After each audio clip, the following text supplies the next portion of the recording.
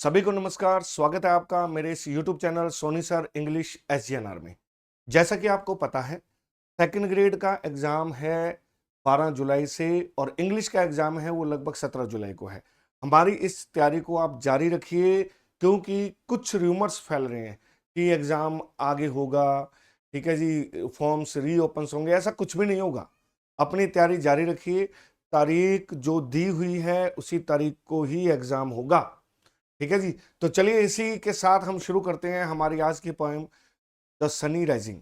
The sunny rising की बात करें तो ये जो पोएम है ये मेटाफिजिकल पोएम है। मेटाफिजिकल पोएम जो किसने लिखी? जॉन डन ने। जॉन डन की बात करें तो he was great in metaphysical poetry. Metaphysical poetry सही मायने में अगर कहें तो he is known as father of metaphysical poetry. उनको मेटाफिजिकल पोइट्री का फादर कहा जाता है। उन्होंने ये जो पोएम लिखी, इसमें मेटाफिजिकल पोइट्री में क्या होता है, एब्स्ट्रैक्ट और कंक्रीट आइडिया का मिक्सचर होता है। यानी कि वो जो आइडियाज, जो चीजें दिखती हैं, उनको किसके साथ कोरिलेट कर देते हैं? एब्स्ट्रैक्ट आइडिया यानी कि आत्मा और परमात्मा के साथ। तो चलिए, बहुत सुंदर पोम है, एग्जाम के लिए बहुत ही इंपॉर्टेंट रहने वाली है। इसके एग्जाम में सीधे सीधे क्वेश्चंस आते हैं। खासकर कुछ मैं आपको मीटर कह दीजिए, स्टेंजा फॉर्म्स कह दीजिए या राइमिंग स्कीम कह दीजिए, वो इसमें बहुत इंपॉर्टेंट रहने वाली है जॉन डन की पोम में। तो सबसे पहले इसके अंदर जो इंपॉर्टेंट पॉइंट्स रहने वाले हैं वो हम डिस्कस करेंगे। फिर उसके बाद लाइन बाय लाइन डिस्कशन चलेगा। हम एक एक करके लाइन को पढ़ेंगे कि क्या कंडीशन है इस पोएम में, क्या वो कहना चाहता है, किसके बारे में ये पोएम लिखी है। वैसे सबसे पहले आप देखें, द सनी राइजिंग। सनी यहां पर सन के लिए यूज हुआ है। द सनी राइजिंग, राइजिंग का मतलब राइज होना। अब जो सन है वो राइज हो रहा है। जैसे सन राइज हो रहा है, both John Donne as well as his beloved और wife both are in bedroom and they are just busy with love. और वो जो जॉन डन है वो किसके ऊपर गुस्सा हो रहा है? सन के ऊपर। और सन को क्या है? ओल्ड फूल, अनरूड, पता नहीं क्या क्या वर्ड्स बोलता है। यानी कि इसको अनरूडली बिहेव करता है सन के साथ। और वो कहता है क्यों ताक झांक कर रहा है मेरे कमरे में?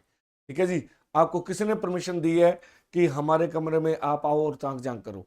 तो क्या ताक झांक करना है? पर्सोनिफिकेशन का यूज किया है। तो इन सारी चीजों को अपने सीखने जा रहे हैं आज की इस पोएम में। तो चलिए शुरू करते हैं द सनी राइजिंग।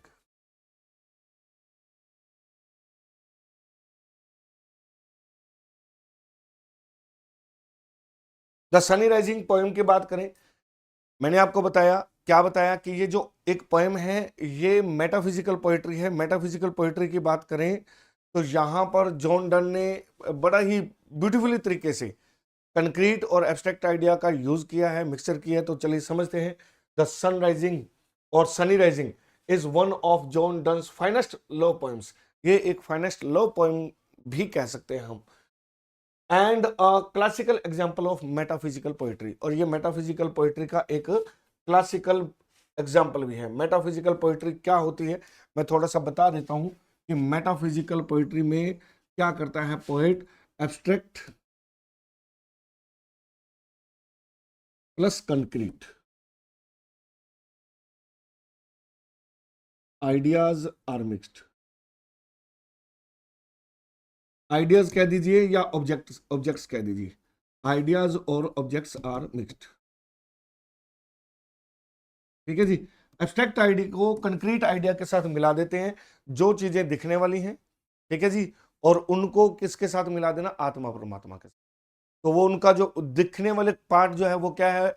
उनकी बॉडी है। बट वो कहता है कि आप ना चले जाओ, वेस्ट इंडीज में जाओ, ईस्ट इंडीज में जाओ, वहां पर जाकर के देख के आओ लोग क्या कर रहे हैं, और फिर आकर के देखना मेरे बेडरूम में, वो सब आपको यहीं मिलेंगे। यानी कि उनकी आत्मा यहीं मिलेगी। तो वो आत्मा परमात्मा हम यहीं बैठे हैं कहते हैं। ठीक है जी। तो किस तरीके से वो एक्सप्लेन करते हैं वो हम सीखेंगे। तो मेटाफिजिकल पोइट्री का ये बहुत फाइनेस्ट एग्जाम्पल है by John done.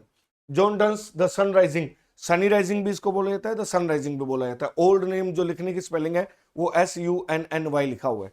The sun rising is one of the finest love poems in the English literature. English literature में एक शानदार पोएम है। कुछ बेसिक लाइंस मैं बता रहा हूं यहां पर, इंपॉर्टेंट जो रहने वाली है वो बताऊंगा। प्लीज एक स्टार्टिंग आप अच्छे से पढ़ लेना। स्टार्टिंग में बहुत सारे 2-4 क्वेश्चन है जो आपके क्या है एग्जाम में मिल सकते हैं। कौन से मिलेंगे वो बताऊंगा, लेकिन एक बेसिक से स्टार्ट करते हैं।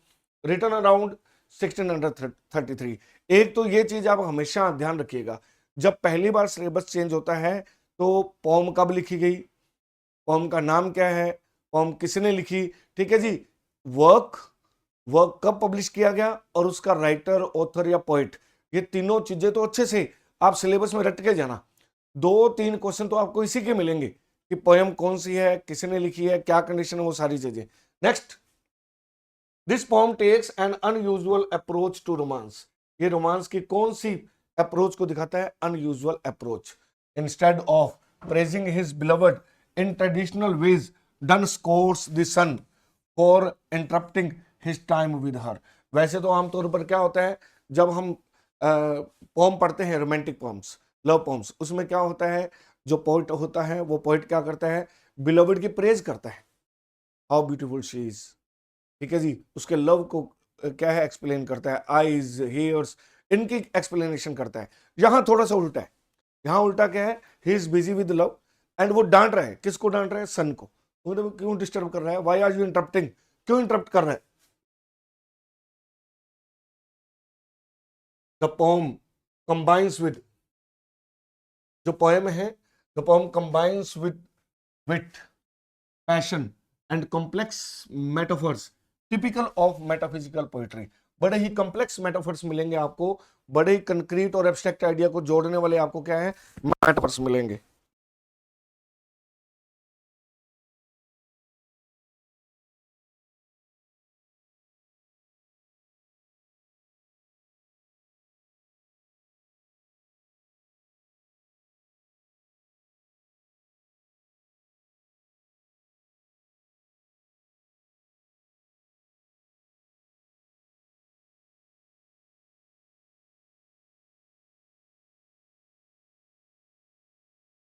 तो यहां पर अगर अपने बात करें, क्या कंडीशन है कि जो मेटाफिजिकल पोएट्री के आपको बहुत सारे क्या है पॉइंट्स मिलने वाले हैं, सोशल कंटेस्ट, यहीं से ही आपके क्वेश्चन आने वाले हैं, ध्यान से समझिएगा।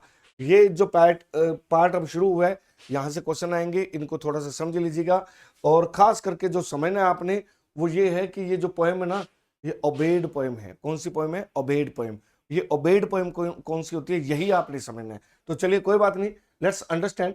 पहले सोशल कंटेक्स्ट, सोशल कंटेक्स्ट की बात करें तो क्या होता है, कहीं ना कहीं इसका बैकग्राउंड जो है वो जॉन डन और उसकी वाइफ से रिलेटेड भी है। इसको आप ऑटोबायोग्राफिकल पोएम भी कह सकते हैं, it is an autobiographical poem, आप ये भी कह सकते हैं। Donne wrote, Donne wrote after his controversial marriage to Anne More in 1601, he was 17 only and he was 29। वो सिर्फ 17 साल की थी, ये 29 ईयर्स ओल्ड था। तो नेचुरल सी बात है, there was a gap between their age, उनकी एज में गैप था, गैप नहीं था और अननेसेसरी गैप था, ये कह सकते हैं आप। They married secretly without her father's permission, बिना फादर के परमिशन के उन्होंने क्या है शादी की थी, लव मैरिज थी। The marriage destroyed Donne's career, marriage क्या है, डन का जो करियर था वो डिस्ट्रॉय कर दिया, क्योंकि उन्होंने, नेचुरल सी बात है, माँ बाप को नहीं पसंद आया होगा, कोई कंडीशन रही होगी। He lost his position, position fail होगी। वेंट टू प्रिजन, प्रिजन में भी चला गया। And faced years of poverty, और गरीबी भी उसने क्या है बहुत सालों तक झेली।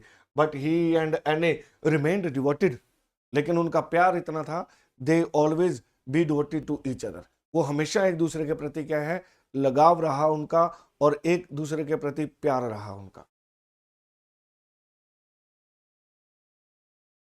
इसके बाद हम बात करें पोएम के बारे में, ये आप सबसे इंपॉर्टेंट जो पॉइंट रहने वाला है वो यही रहने वाला है। This poem is aubade. Aubade poem कौन सी होती है, ध्यान से समझिएगा। ओबेड, इसका प्रोनाउंसिएशन क्या होगा, ओबेड, ओबेड, ठीक है जी, ये इसका प्रोनाउंसिएशन है। ओबेड पोएम कौन सी होती है, जर्नल क्या होता है, जर्नल ये होता है कि मॉर्निंग में ये जो लवर्स होते हैं ये कहीं ना कहीं सेपरेट हो जाते हैं, ये डॉन में लिखी जाती है। रिटर्न, रिटर्न इन डॉन, डॉन का मतलब है अर्ली मॉर्निंग, क्या है, अर्ली मॉर्निंग। अर्ली मॉर्निंग का क्या है, सीन होता है, रिटर्न कह दीजिए सीन। जो सीन होता है वो अर्ली मॉर्निंग का डॉन का सीन होता है, जहां लवर एंड बिलवर्ड दोनों बिछड़ रहे होते हैं। लवर एंड बिलवर्ड दोनों बिछड़ रहे होते हैं। बिछड़ने के कारण उनके अंदर जो वैराग्य पैदा होता है, दुख पैदा होता है, सैडनेस पैदा होती है, सोरो पैदा होता है, उसको एक्सप्लेन करने के लिए जो पोम बोली जाती है या लिखी जाती है, जो गाना गाया जाता है, दैट इज ओबेड, उसको ओबेड बोला जाता है। तो ये ओबेड पोएम है, लेकिन इट इज लिटिल डिफरेंट, ये थोड़ी सी डिफरेंट है। यहां पर प्रत्येक काल में जो अर्ली मॉर्निंग डॉन में सॉन्ग तो गा तो रही है, poetry song early morning dawn की तो है, ठीक है, सैडनेस की भी है, लेकिन यहां सेपरेट होने वाली नहीं है। यहां वो दोनों सेपरेट नहीं हो रहे हैं, यहां तो कोई तीसरा बंदा जो है वो आकर के उनको सेपरेट कर रहा है कि भैया अलग हो जाओ, सुबह होगी है। और वो कौन है, सन। तो इसीलिए ध्यान से ये इंपॉर्टेंट क्वेश्चन है, आपके एग्जाम में आने वाला है। ओबेड पोएट्री है ये, it is an aubade poetry, ठीक है, ये ओबेड पोएट्री है, ध्यान से। मेटाफिजिकल पोएट्री तो है ही, लव पोम भी है ये, और ओबेड पोएम भी है ये, ठीक है जी, समझिएगा, याद रखिएगा, ये क्वेश्चन आने वाला है एग्जाम में। और मैं जहां जहां आपको बता रहा हूं एग्जाम में क्वेश्चन आने वाला है, उन बातों को नोट करके लेकर के चलिएगा। एग्जाम में आपको एग्जैक्टली वो क्वेश्चंस मिलेंगे। और जब आप सेकंड ग्रेड में एग्जाम देने के बाद वापस आओगे तो प्लीज तब शेयर करना मत भूलिएगा कि हमने यहां से स्टडी की थी, ये क्वेश्चंस बताए थे और वो आए हैं। The poem about lovers parting at dawn, ठीक है जी, जो पोएम होती है वो क्या होती है, अबाउट लवर्स की होती है, जो उनको पार्टिंग अलग कर रही है। पार्टिंग क्या कर रही है, अलग कर रही है, कहां पर, एट डॉन, मॉर्निंग में। But done reverses the convention, ये तो इसको चेंज कर देता है भाई, क्या करता है, traditional obeyers show lovers sadly separating, ठीक है जी, लवर्स तो क्या है, सैडली सेपरेट हो रहे हैं, एक दूसरे से दुख मना रहे हैं, भैया तू काम पे जा रहा है और मैं घर पे रहूंगी, ठीक है जी, तू दूर चला जाएगा और मैं पूरा दिन इंतजार करूंगी, ऐसी पोइट्री। तो वो कहते वो तो वो पोएम होती है। But Donne lovers refuse to part, वो लेकिन यहां पर उल्टा कर दिया, रिवर्स कर दिया, वो यहां पर अलग ही नहीं होना चाहते, वो कहते नहीं नहीं हमें तो प्यार करना है, हमें अलग मत करो, ठीक है जी, don't separate us. They dismiss the sun's authority, वो सन की जो अथॉरिटी उसको डिसमिस करते हैं, and claim their bedroom contains the whole love, ठीक है जी, एंटायर वर्ल्ड, जहां पर पूरा वर्ल्ड उनके बेडरूम में है। वो कहता है पूरा बेडरूम यही है, पूरा वर्ल्ड यही है, आप जाकर के घूम के आके देख आओ, आपको यही पूरा वर्ल्ड मिलेगा। तो ये नेचुरल सी बात है। तो आपके लिए ये इतना जो पार्ट है वो इंपॉर्टेंट रहने वाला है, please be aware about it. Next, the pome consists, अब ये भी आपको पढ़ना है, इसकी राइम स्कीम क्या है, स्टेंजा स्ट्रक्चर क्या है, ये भी मैं आपको बता रहा हूं। The pome consists of 3 stanzas, इसमें टोटल कितने स्टेंजास हैं, 3 स्टेंजास, ध्यान रखिएगा, ये क्वेश्चन पूछा जा सकता है, how many stanzas are there in poem, तो 3 स्टेंजास है, ठीक है जी, ऑफ 10 ईच लाइंस, ठीक है जी, और कितनी लाइंस हैं, 10 लाइंस ईच, 10 लाइंस ईच। तो आपसे ये क्वेश्चन पूछा जा सकता है कि ये जो पोएम है, ये जो द सनी राइजिंग पोएम है, इसमें total how many stanzas are there, 3 stanzas, how many lines are there, how many lines are there, total 30 lines are there. और आपसे पूछा जाए तो ईच स्टेंजा कितनी लाइंस हैं, 10 lines in each stanzas, in each stanza, ठीक है जी, एक स्टेंजा में, हर स्टेंजा में 10 लाइंस हैं। तो आपके लिए इंपॉर्टेंट क्वेश्चन यहां से भी एक बनता है, there are total 3 stanzas, in each stanza there are 10 lines, और टोटल देखें तो कितनी लाइंस हैं, 30 लाइंस हैं, कौन सी पोम में, द सनी राइजिंग में। इसके बाद आप देखिए स्ट्रेंजर स्ट्रक्चर, देखिए the poem uses 10 line stanzas, 10 line stanza use करती है। The structure is unusual, structure fix नहीं है, स्ट्रक्चर फिक्स नहीं है, आमतौर पर स्ट्रक्चर फिक्स होती है, ऑक्टेव सेस्टेट यूं करके, और कौन सा मीटर यूज हुआ है, वो सारी स्ट्रक्चर होती है, इसकी अनयूजुअल स्ट्रक्चर है, कभी लाइन छोटी हो जाएगी, कभी लाइन बहुत बड़ी हो जाएगी। तो उसके बाद आप देखिए मोस्ट इंग्लिश पोम्स यूज क्वार्टरिन्स, वो ज्यादातर जो लाइंस होती हैं, पोम्स होती है, उसमें क्वार्टरिन्स होता है, 4 लाइंस होती हैं, सेस्टेट होता है, ठीक है, ऑक्टेव्स होता है, लेकिन इसमें ऐसा कुछ नहीं है, इसमें 10 लाइंस लिखी हुई है, कोई छोटी है कोई बड़ी है। तो फिक्स क्या है, पैटर्न नहीं है, बस इतना पैटर्न जरूर है कि 10 लाइंस स्टेंजा है और 3 स्टेंजाज है।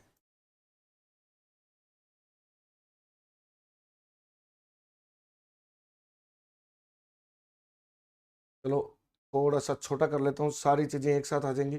आई ट्राई, सारी चीजें एक साथ आ जाएंगी, मैं इसीलिए थोड़ा सा इसको छोटा कर रहा हूं। हाँ जी, अब यहां पे क्या है, the 10 line stanza allows done space to develop complex arguments within the section.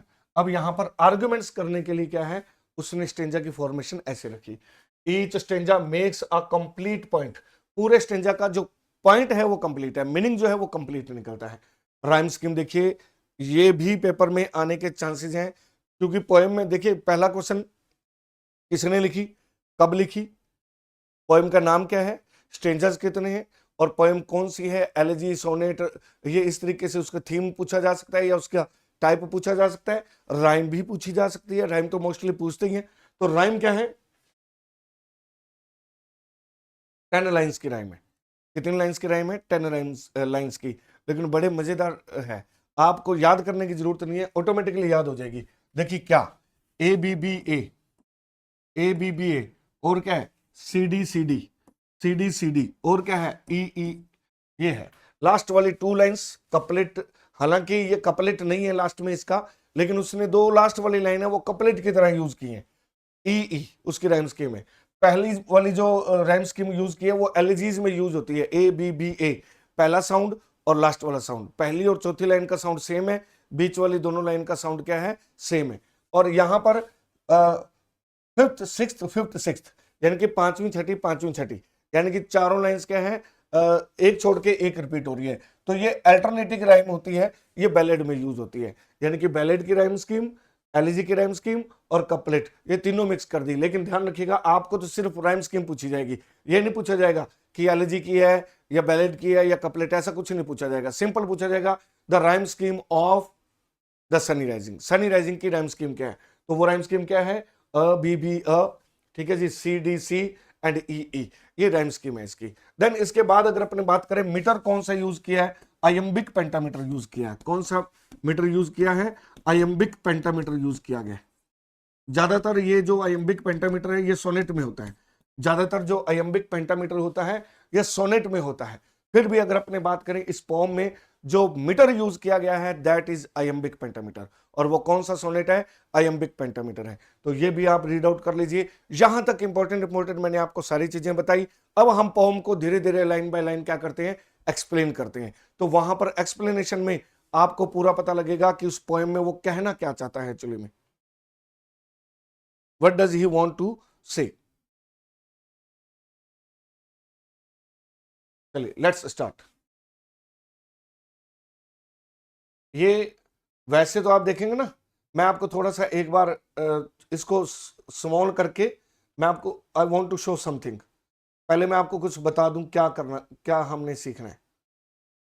C how many lines are there, पहले अपने लाइन्स देखेंगे तो कितनी लाइन्स हैं, 1 2 3 4 5 6 7 8 9 10, ठीक है जी, 1 2 3 4 5 6 7 8 9 10, 10 लाइन्स है। एक तो ये आप देखिए, चेक कर लीजिए।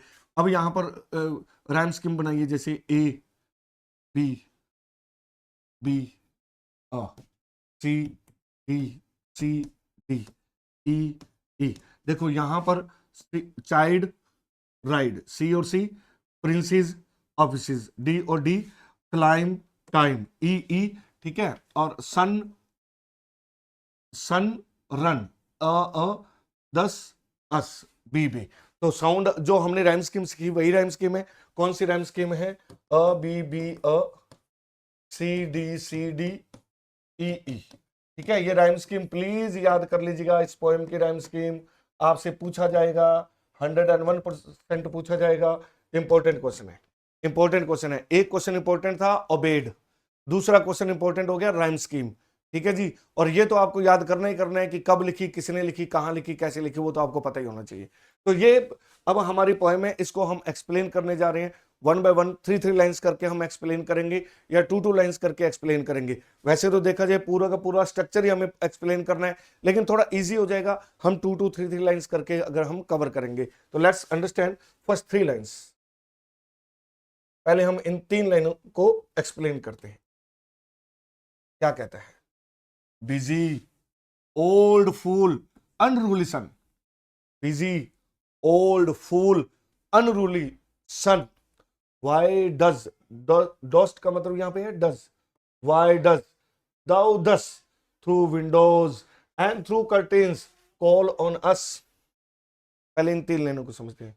ओ बिजी, ओल्ड, फूल, बूढ़े मूर्ख, ठीक है जी, और बिजी रहने वाले. अब आप एक देखिए, ये तो एक तो पर्सोनिफिकेशन का एग्जांपल है, आपको स्पष्ट पता लग रहा है बिजी ओल्ड फूल पर्सोनिफिकेशन है. अनरूली सन, ठीक है जी, अनरूली सन यानी कि कोई रूल रेगुलेशन नहीं है, इतना रूड जो है पर्सन है तू. वाई वाई वाई डज दाउ दस, ठीक है जी, क्यों भाई, दाउ का मतलब you. Through window and through curtain call on us, call on us का मतलब लुक एट. तो क्यों लुक एट कर रहा है? Through window and through curtains, कहता विंडोज और कर्टेन्स के थ्रू हमें क्यों लुक आउट कर रहा है भाई, क्यों देख रहा है, क्यों तांक झांक कर रहा है. ठीक है जी, गेज भी कह सकते हो आप, गेज भी कह सकते हो, तांक झांक करना भी कह सकते हो, तांक झांक करना भी कह सकते हो. ठीक है जी, तांक झांक करना भी कह सकते हो. तो पहला पॉइंट तो आप ये देखिए कि the pome starts with shocking rudeness. इसमें उसने क्या दिखाया है? रूडनेस, रूडनेस को शो किया है. रूडनेस क्यों है? क्योंकि आप एक बात सुनिए, जो सन, जिसको हम लोग देवता कहते हैं, अंग्रेज लोग भी कहीं ना कहीं इसको एंजल कहते हैं, कहीं ना कहीं इसको क्या है, एक स्पिरिचुअल आप प्लेनेट कहते हैं, वो भी इसको कहीं ना कहीं अनदेखा नहीं करते. लेकिन यहां पर इस पोइट ने क्या किया, इस पोइट ने उसको जो रिस्पेक्टेबल जो हमारा प्लेनेट है उसको क्या कर रहा है भाई, तुम फूल बोल रहे हैं, रूड बोल रहे हैं, ऐसे थोड़ा ना होता है. तो वो कहता है रूडनेस शो की गई है इसमें. तो यहां पर वो उसको क्या बोलता है? Busy old fool. क्या बोलता है? Busy old fool. सन जो एक्चुअली में क्या है, सन यहां पर symbol of divine power and natural order का है. डिवाइन पावर का सिंबल है. जब डिवाइन पावर के सिंबल को वो क्या बोलता है? Old fool. That's not good. अब अनरूली, अनरूली कहता है कि सन जो क्या कर रहा है वो मिसबिहेव कर रहा है. अनरूली मतलब कोई रूल वगैरह नहीं है क्या इसके? मिसबिहेव, वो मिसबिहेव कर रहा है. ठीक है, मिसबिहेव कर रहा है. और मिसबिहेव कैसा कर रहा है कि कर्टन से, विंडो से वो उसको तांग झांक कर रहा है.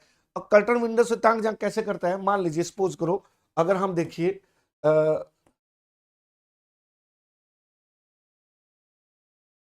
ये सन है, ठीक है जी, ये सन का क्या है, पूरी रोशनी है. अगर मान लीजिए हम यहां पर कर्टन लगा देते हैं, सपोज हम कर्टन लगा देते हैं, कोई भी किसी भी कलर के कर्टन लगा देते हैं. मान लीजिए ये कर्टन है, ये कर्टन से, ठीक है जी. अब ये कर्टन तो हमने लगा दिए, लेकिन बाहर जो धूप है, बाहर जो धूप है, ठीक है जी, क्या वो धूप इस रूम में नहीं आएगी? क्या वो धूप इस रूम में नहीं आएगी? आएगी ना. तो इसीलिए वो कहते हैं भी यार ये जो धूप आ रही है ये किसकी है? तू मेरे को देख रहा है, ठीक है, हालांकि वो देख नहीं रहा, वो उसके तो बेचारे की धूप आ रही है. तो फिर वो कहता है why are you looking at, why are you just gazing, क्यों क्यों तांग जांग कर रहा है भाई? Must to thy motions lovers seasons run, saucy pedantic wretch go chide late school boys and sore prentics. अब यहां पर अपने इसको पढ़ते हैं, पहले तीन लाइनों को पढ़ेंगे. ठीक है जी. स्पीकर क्या कहता है? स्पीकर कहता है कि क्या करो, ओ गॉड, ओ भगवान, ओ सन, ओ बूढ़े फूल, ठीक है जी, ओ ओल्ड फूल, एक काम करो, प्लीज स्टॉप लुकिंग एट, हमारी तरफ मत देखो. आपने क्या करना है? Must to thy motions lovers seasons run. ठीक है जी, दाई का मतलब यू, मोशंस लवर्स, ठीक है जी, वो लवर एंड बिलवर्ड की बात कर रहा है, लवर एंड बिलवर्ड की बात कर रहा है. ठीक है जी, सीजन्स रन, ठीक है जी, let them love, let them love. वो कहते हैं जो जो यहां लवर और बिलवर्ड हैं, प्लीज उनको क्या करने दो? प्यार करने दो. लेट देम लव, उनको लव करने दो. ठीक है जी. और क्यों क्यों तंग कर रहे हो? ठीक है. ही कॉल्स द सन सोसी, सोसी का मतलब क्या है? रूड. सोसी का मतलब है रूड, रूड कह रहा है उसको. ठीक है जी, rude and bold and pedantic. Pedantic का मतलब है पेडेंटिक होता है obsessed, obsessed with rule. Obsessed with rule, ठीक है जी, अबेस्ट विद रूल। एंड इसके बाद अगर अपने करें तो यहां पर वो कहता है कि जाओ, गो चाइल्ड, चाइल्ड का मतलब वेकअप, उठाओ, उठाओ किसको, लेट स्कूल बॉयज को, जो स्कूल में जाने के लिए जो बॉयज लेट हो रहे हैं ना उनको उठाओ जाकर के, एंड सोर प्रेंटिक्सी, ठीक है जी। और क्या है, उन स्कोल्ड अनहैप्पी, जो हैप्पी लोग नहीं है उनको डांटो, भैया खड़े हो जाओ, जाओ स्कूल। तो कहने का मतलब ये 3 लाइनें सुनिए आप। कहता must to thy emotions lover seasons run, कहता क्या कीजिए, let us love, don't be here, यहां मत रहो भाई, ओ सोसी पेडेंटिक, कहता o obsessed, o rude sun, go from here, यहां से चले जाओ, go and wake up, go and child, child का मतलब वेकअप कर दीजिए यहां पे, go and wake up late school boy, जो स्कूल के लिए लेट हो रहे हैं उनको जाके उठाओ ना, हमें उठाने की जरूरत नहीं है, ठीक है। लेट अस लव, हमें प्यार करने दो भैया। तो इसीलिए वो कहता है कि स्कूल बॉय है डांटो उनको, ठीक है जी, जो लेट हो रहे हैं डांटो उनको, जो क्या है रूड हैं डांटो उनको, ठीक है जी, जो शेड्यूल को फॉलो नहीं करते हैं, ठीक है जी, सोर पेरेंटिक्स का मतलब जो शेड्यूल को फॉलो नहीं करते हैं, कहते उनसे जाके क्या है तांग जांग करो, उनको जाके डिस्टर्ब करो, हमें क्यों डिस्टर्ब कर रहे हो। देन बहुत अच्छी लाइन्स हैं, बढ़िया लाइन्स हैं। Go, go tell court huntsmen that the king will ride, ठीक है जी, वो कहता है भी जाओ, ठीक है जी, क्या करो, कोर्ट के जो हंसमैन है ना, जो शिकारी हैं, उनको जाके बोलो द किंग विल राइड, अब किंग का टाइम हो गया है राइड करने का, ठीक है जी, राइड करने का मतलब अब शिकार करने का या जाने का। कॉल कंट्री आंट्स, इंपॉर्टेंट है, country ants to harvest officers, offices, country country ants को बोलो क्या करो, हार्वेस्ट ऑफिसेज, ऑफिसेज को क्या करो, हार्वेस्ट करो। Love all alike, no season knows nor clime, ठीक है जी, कहते प्यार करने वालों को कोई सीजन नहीं होता, जब उनका सीजन है, जिनका टाइम है उनको जाके डांटो ना, उनको जाके डिस्टर्ब करो। तो वो क्या कहते हैं, पहले, हाँ 2 लाइनें पहले एक्सप्लेन करते हैं अपने।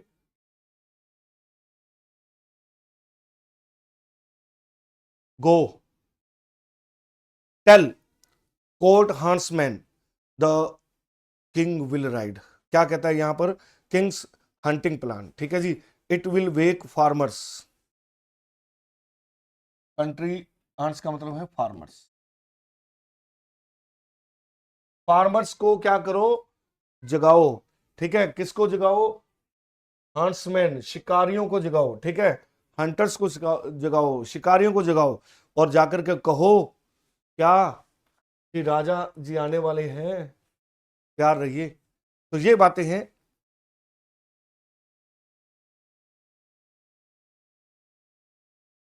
यहां पर जो इंपॉर्टेंट क्वेश्चन बनने वाला है, ये तो नॉर्मल सी बात है कि वो जो कोर्ट हंट्स, जो हंट्समैन है उनको कहता है भी जाकर के कहता है उनको उठाओ, उनको बोलो भैया राजा का टाइम हो गया राइड करने का, चलो रेडी हो जाओ। फिर कहता है फार्मर्स को जाके उठाओ, चलो भैया टाइम हो गया आपके ऑफिस में जाओ, ऑफिस का मतलब यहाँ पे है फॉर्म्स में जाओ, फील्ड में जाओ, ऑफिस का मतलब यहाँ पे आप फील्ड का बात कर लीजिए, फील्ड में जाओ और जाकर के क्या करो, स्टार्ट हार्वेस्टिंग, हार्वेस्ट करो स्टार्ट जाकर के। कहते लेकिन हमें मत डिस्टर्ब करो, भाई हाथ जोड़ता हूं हमें मत डिस्टर्ब कर।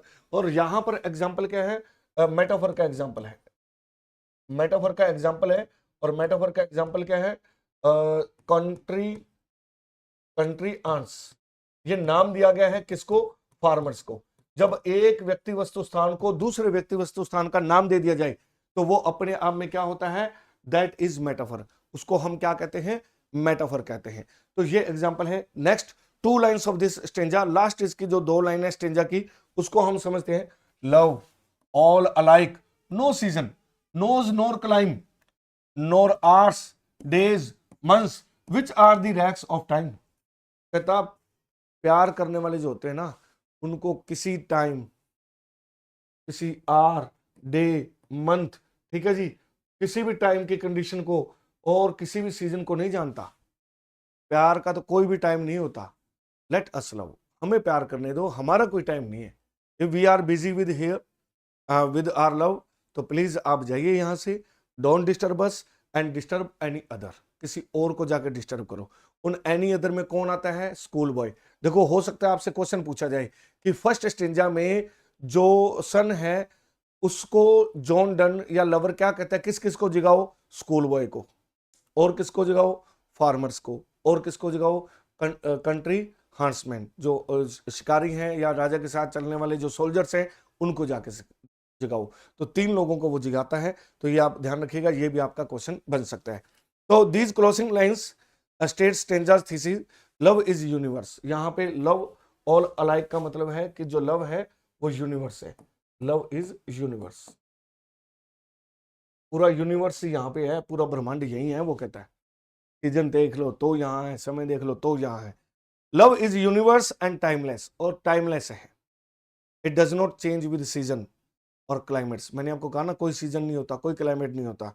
Hours, days and months are just rags of time. ये तो टाइम की घड़ियां हैं, प्यार का कोई टाइम नहीं होता। The striking metaphor presents here, ठीक है जी, यहां पर टाइम को रिप्रेजेंट किया गया है, ठीक है जी, और मेटाफर का यूज किया गया है।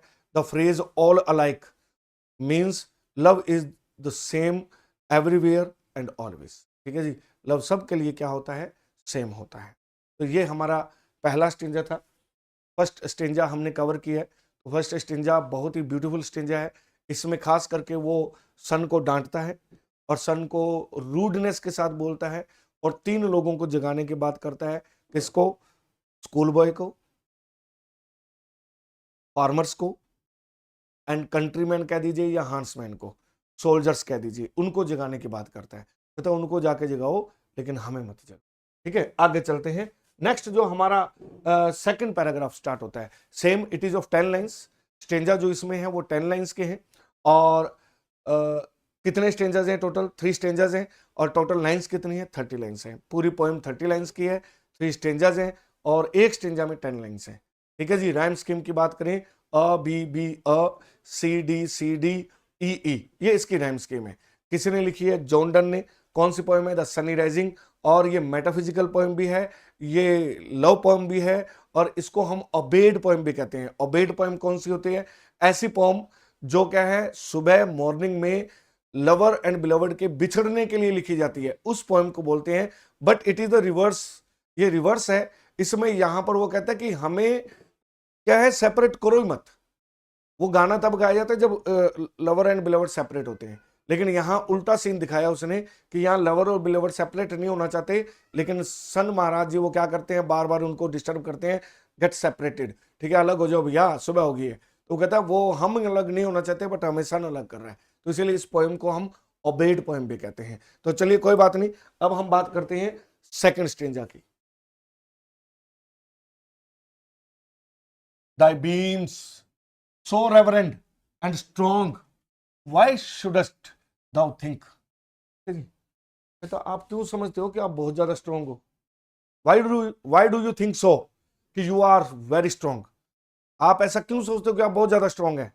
नहीं हो स्ट्रॉन्ग आप इतने। तो पहले स्पीकर क्या करता है, वो कहता है कि आपका ट्रेडिशनल स्टेटस बना हुआ है, ठीक है जी। वो ट्रेडिशनल स्टेटस है। क्या ट्रेडिशनल स्टेटस है? That the sun is strong, that the sun is strong and powerful. Strong and powerful, sun जो होता है वो स्ट्रॉन्ग और पावरफुल होता है। वाई शुड दाउ थिंक, वो कहता है मेरे सामने नहीं है भैया, ये ट्रेडिशनल थिंकिंग है कि सन बहुत पावरफुल होता है, बट हमारे सामने पावरफुल नहीं है। समझ गए? यहां उसकी पावर के ऊपर आ गया। कब ले बोल, अपने आप को ऐसे पावरफुल समझता है। वो क्या कहता है? इट्स बीम्स आर रेवरेंट, ठीक है, इसके बीम्स जो होते हैं ना वो रेवरेंट है, वर्दी ऑफ रिस्पेक्ट, ठीक है जी। एंड स्ट्रॉन्ग, स्ट्रॉन्ग भी है, बट इमीडिएटली चैलेंजेस, और चैलेंज भी करता है क्या? With a question, why should the sun think itself so. कहता है ये तो आप ही सोचते हो भी, क्यों सोचते हो ऐसा? नहीं हो, क्या है, इतने पावरफुल नहीं हो। I could eclipse and cloud them with a wink. बहुत सुंदर लाइन है, देखो। आई कुड एक्लिप्स, एक्लिप्स क्या होता है?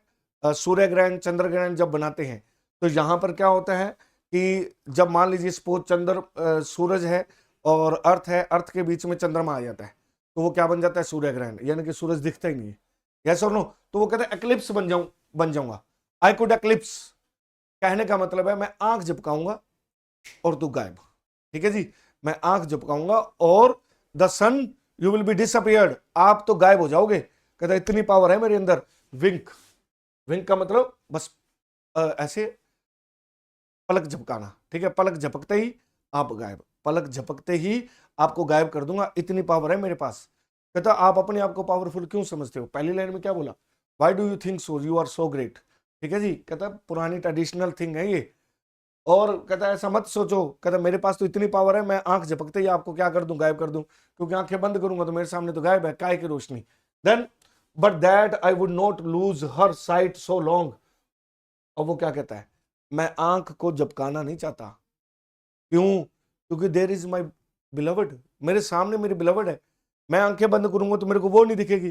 सो I don't want to lose her sight so long, मैं उसकी साइट को क्या है, उसके दृश्य को अपनी आंखों से ओझल नहीं करना चाहता। अदरवाइज मैं तो अभी बता दूं तेरी पावर क्या है, आंखें झपकूं और चल भैया सन गायब। If her eyes have not blinded thine look and tomorrow late tell me. चलिए अब अपने इसके बारे में समझते हैं। पहले एक बार इतनी बात क्लियर होगी, ये दो लाइनें क्लियर होगी, अब इधर चलते हैं। If our eyes have not blinded thine, कहता देखो इससे अच्छा कि चलो मैंने तो कह दिया, अभी मैं तो आंखें नहीं झपकाऊंगा, इससे पहले कि वो अपनी आंखें बंद करे और तुम यहां से गायब हो जाओ, तो कहता मैं आपको एक रास्ता बताता हूं। क्या? Look and tomorrow late tell me, कहता जाओ देखो और कल आना, लेट आवर्स में आना, थोड़ा जल्दी मत आना, क्योंकि सुबह सुबह तो हम बिजी होते हैं ना, we are busy with love. ठीक है जी, हम हमारे बेड पर होते हैं, तो इसलिए प्लीज डिस्टर्ब मत करना। टुमारो लेट, थोड़ा लेट आना, टेल मी, मुझे बताना। वेदर,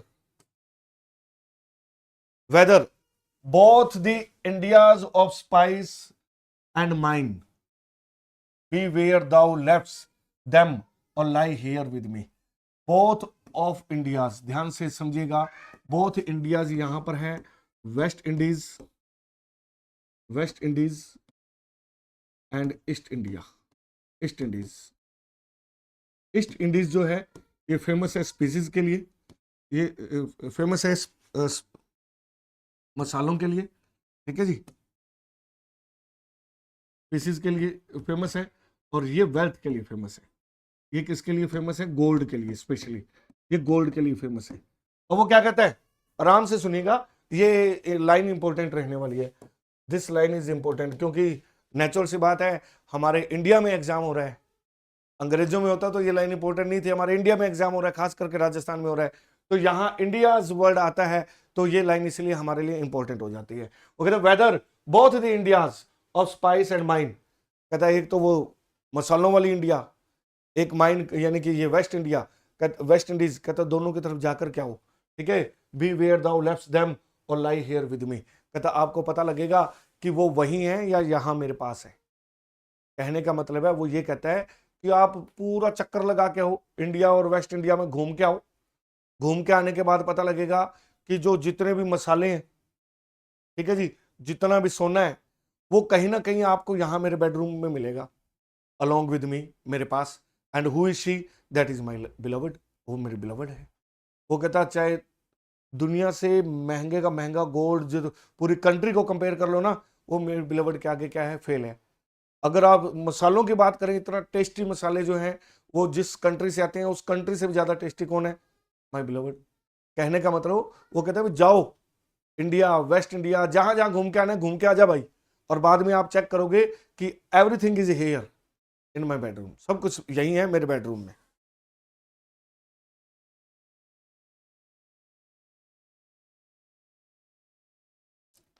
उम्मीद है ये आपको समझ आ रही होगी। ठीक है, आगे बोलते हैं, आगे समझते हैं नेक्स्ट।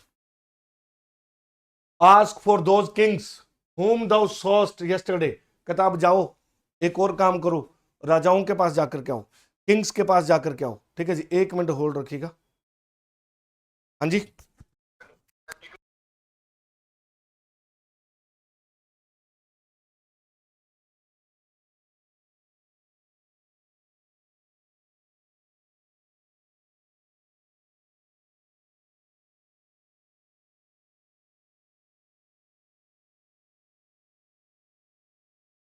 हाँ जी, वो कहता है फॉर दोज किंग्स हुम दाउ सॉस्ट यस्टरडे, कहता जिनको कल राजाओं को मिलकर के आए थे ना आप, दोबारा जाओ मिलकर के आओ।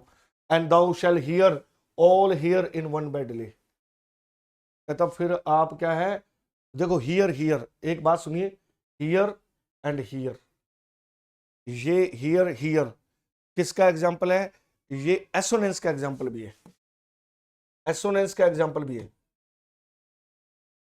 एलिट्रेशन का एग्जाम्पल भी है, ठीक है। और ये रैमिंग वर्ड्स भी है, ये रैमिंग वर्ड्स भी है, हियर हियर रैमिंग वर्ड्स भी है, ध्यान रखिएगा। एंड दाउ शैल, शाल्ट का मतलब है यहां पर shall, thou shall hear all here in one bed lay, कहता फिर आप जाकर के आप जब आओगे ना वापस, आपको पता लगेगा सब राजा रानियां यहीं बेड पर हैं, यानी कि मैं ही राजा हूं और यही रानी है। कहता सारे राजे रानियां फेल हैं, हम दो ही राजा रानी हैं जिंदगी में, बस सीधी सी बात ध्यान रख लेना। कहता हमसे ऊपर बढ़कर कोई नहीं है। कहता जाओ, अब कहां कहां भेजता है उसको, देखो इंडिया में, कौन सी इंडिया, वेस्ट इंडीज और ईस्ट इंडीज में, और कहां भेजता है, वो कहता अराउंड दी वर्ल्ड, पूरे वर्ल्ड में जाकर के आओ, राजाओं को देख करके आओ, ठीक है। राजाओं को देखोगे तो अब किसको देख रहे हैं, राजाओं को, तो कहता राजाओं को देखोगे तो वो सब आपको कहां मिलेंगे, हियर इन दिस रूम, यहां इस रूम में मिलेंगे आपको, क्योंकि मैं ही राजा हूं और यही रानी है, ठीक है जी। वेस्ट इंडिया भी यही, वेस्ट इंडीज भी यही है, ईस्ट इंडीज भी यही है। तो कहता यार क्या ऐसे ही बिना फालतू, कहता हमारे ही चक्कर लगा लो, अभी आगे बताएगा, कहता एक काम करो हमारे ही चक्कर लगा लो, तो समझ लेना पूरी अर्थ का चक्कर लगा लिया आपने, अभी आगे बात करेगा। तो ये सेकंड स्टेंजा था हमारा। नेक्स्ट स्टेंजा समझते हैं। अब वो बहुत इंपॉर्टेंट लाइन, ये भी इंपॉर्टेंट लाइन है और ये एग्जाम के लिए आपकी इंपॉर्टेंट रहने वाली है, सुनिए, ये भी इंपॉर्टेंट लाइन रहने वाली है। She is all states and all princess, I nothing else is, कहता अब यहां पर वो अपनी बात चेंज कर देता है। व्हाट डज ही चेंज, वो कहता है शी इज ऑल स्टेट्स, पूरे राज्य भी वही है, एंड ऑल प्रिंसेस, पूरी रानियां भी वही है, and I nothing else is, मैं कुछ भी नहीं हूं। कहता पूरा वर्ल्ड यही है, शी इज, वेस्ट इंडीज भी यही है, ईस्ट इंडीज भी यही है, ठीक है जी, सभी राजा रानियां भी यही है, आई नथिंग एल्स, मैं नहीं हूं कुछ भी। आप जाकर के घूम के आओगे ना तब आपको पता लगेगा कि हु इज शी, वो है कौन। प्रिंसेस डू बट प्ले अस,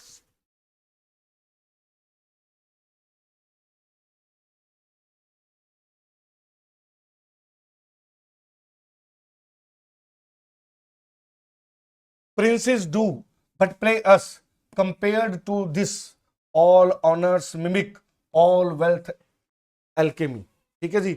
अब यहां पर आप इंपॉर्टेंट पॉइंट समझिएगा। कहता रियल प्रिंसेस मियरली इमिटेट और प्ले, कहता प्रिंसेस जो है ना डू बट प्ले अस, वो डू बट प्ले अस का मतलब है कि वो क्या करती हैं, मिमिक करती हैं।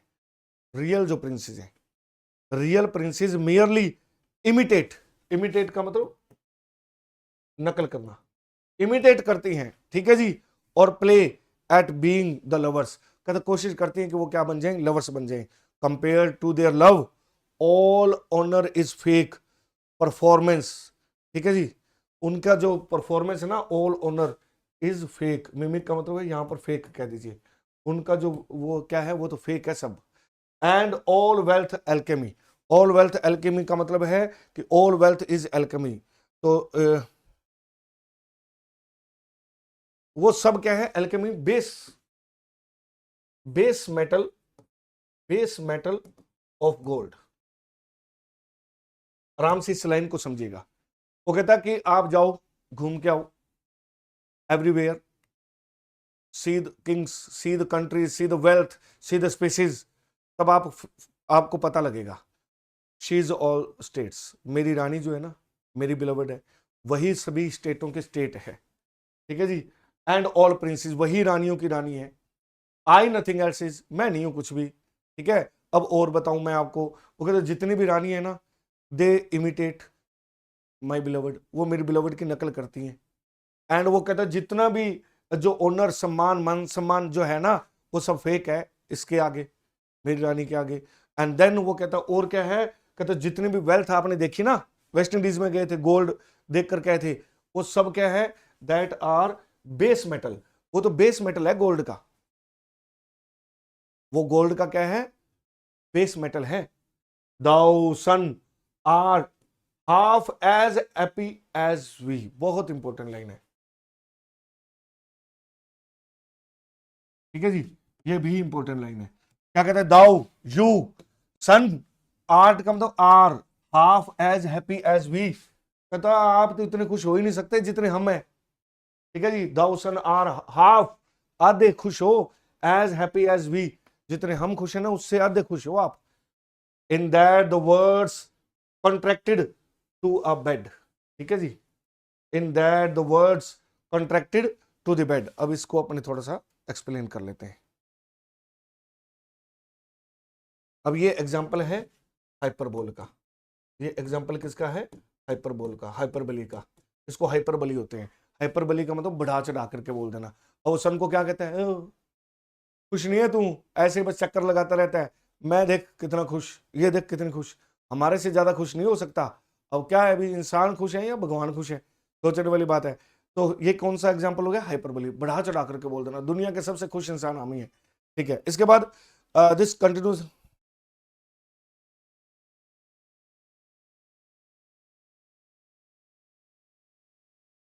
अब in that words contracted to the bed, वो कहता पूरे वर्ल्ड में जाया ना, go to the whole world, पूरे वर्ल्ड में जाए ना, आपको पता लगेगा यही तुम्हारा वर्ड है, ये बेडरूम ही वो वर्ड है पूरा, ठीक है जी। ये भी हाइपरबली का एग्जांपल है, ये भी हाइपरबली का एग्जांपल है।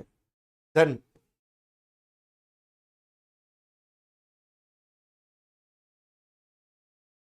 दाइन एज, दाइन का मतलब yours, thine age your age asks ease and since thy duties be to warm the world that's done in warming us. बहुत इंपॉर्टेंट लाइन है, वेरी गुड, बहुत अच्छी लाइन लिखी है। वो कहता दाइन एज आस्क्स इज, इज का मतलब रेस्ट, आपकी जो एज है ना उसको क्या चाहिए, रेस्ट चाहिए। योर एज नीड्स रेस्ट, आपकी एज को रेस्ट चाहिए। सिंस दाई ड्यूटीज बी, आपकी ड्यूटी भी बनती है क्या, to warm the world, world को वार्म करना। तो कहता है एक काम करो, ठीक है, आपकी ड्यूटी है वर्ल्ड को वार्म करना, ये जरूरी है, आपकी उम्र भी हो गई है, आपको रेस्ट करना भी जरूरी है। सो डू वन थिंग, ठीक है, वार्मिंग अस, आप हमें वार्म करो। ये एक्चुअली डबल मीनिंग हो गया यहाँ पे, वार्मस, ठीक है जी, फिजिकली वार्मस भी हो गया, और वैसे भी क्या है कि वो कहता है कि पूरी दुनिया पे धूप देनी है तो धूप हमारे यहाँ पे दे ले भैया, ठीक है।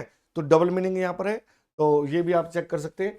वो कहते हैं वार्मस, हमें वार्म करो भाई, शाइन हियर टू अस, कहता है यहीं साइन करो हमारे पास, एंड दाउ आर एवरीवेयर, और कहते हैं समझ लेना तुम सब जगह आ गए, फिर तुम्हारी ड्यूटी खत्म है कहीं और जाने की। हमें क्या है, वार्म कर दिया, it means you are warming the world, पूरे वर्ल्ड को वार्म कर रहे हो।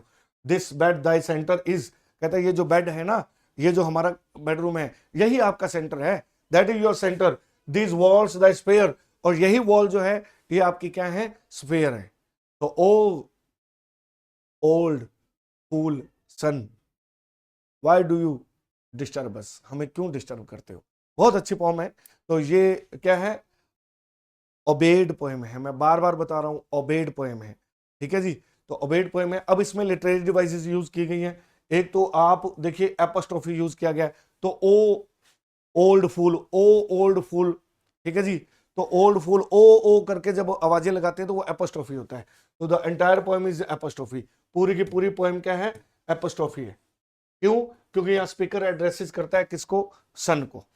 बार बार किसी क्या है, डिवाइन को या किसी ऐसी चीज को बुलाना जो बहुत दूर है, एब्स्ट्रैक्ट है, उसको बार बार बुलाना, ओ कह के संबोधन करना, दैट बिकम्स एपोस्ट्रोफी। तो ये एपोस्ट्रोफी का एग्जांपल है, पूरी की पूरी पोम एग्जांपल है इसका। तो राइम स्कीम लिटरेरी डिवाइस देखिए, आप चेक कर लीजिए कौन कौन सी टेक्निक्स कौन कौन सी यूज की गई है। देन एक्सेजरेशन भी इसमें है, बढ़ा चढ़ा करके बोलना, हाइपरबली जिसको अपने कहते हैं। पर्सोनिफिकेशन का एग्जांपल भी है। तो हर हर वर्ड में क्या है, पर्सोनिफिकेशन यूज किया गया है। पर्सोनिफिकेशन, चाइल्ड क्या कर रहा है, उसको तंग जांग कर रहा है, लुक एट कर रहा है, what is an example of personification का, ठीक है। तो ये पर्सोनिफिकेशन के एग्जांपल है, बिजी, अनरूली, सॉसी, पैंडमिक, ये सब ह्यूमन क्वालिटी है जो किसको दी गई, सन को दी गई। इसीलिए ये एग्जांपल किसके हो गए, पर्सोनिफिकेशन के। पैराडॉक्स भी है इसमें, ठीक है जी, पैराडॉक्स भी है। पैराडॉक्स कैसे है, विरोधाभास, पैराडॉक्स का मतलब होता है विरोधाभास। वो क्या कहता है, the speaker could eclipse the sun by winking. कैसे भाई, ऐसे कोई तू हनुमान जी है क्या? समझ गए क्या? ऐसे क्या हनुमान जी हो क्या जो मुंह में खा जाओगे तो सन बाद में दिखेगा नहीं? तो ये पैराडॉक्स हो गया। एक इंसान कैसे आंखें बंद करके सन को खत्म कर सकता है? Not possible. तो it is an example of paradox, बहुत इंपॉर्टेंट है, ध्यान रखिएगा। देन लो जी, ये हमारी पोएम थी। तो प्यारे विद्यार्थियों, एक बात जो आपको मैं हमेशा कहता हूं, क्या कहता हूं, आप सभी से निवेदन है, एक तो पूरी पोएम को ढंग से दोबारा पढ़ लीजिएगा। ये रिकॉर्डेड क्लास में इसलिए आपको देता हूं, आप क्या करोगे, उसको थोड़ा सा टाइमिंग 2x करके आप जल्दी कवर कर सकते हो। एक तो ये पॉइंट है। दूसरी कंडीशन क्या है कि आपको बिफोर एग्जाम अगर मेरी पोम, मेरी ये क्लासेस, ये लेक्चर्स अच्छे लगे हों तो आपने इसको शेयर करना है। आफ्टर एग्जाम अगर आपको क्वेश्चंस मिले हों मेरी इस क्लास में, तो फिर तो आपको 101% मेरी इस क्लास को शेयर करना है। बस इतनी आपसे क्या है, एक गुरु दक्षिणा चाहिए कि क्या अगर आपने ईमानदारी से मेरी ये जो पोम्स हैं, मेरी क्लासेस लगाई हैं और आपको मेरी पोम्स या क्लासेस में से क्वेश्चंस मिले हैं आपके एग्जाम में, तो आपका फर्ज बनता है मेरी इस क्लास को ज्यादा से ज्यादा स्टूडेंट्स तक पहुंचाने का। धन्यवाद, थैंक यू वेरी मच। आज के लिए इतना ही, मिलते हैं नेक्स्ट वीडियो में।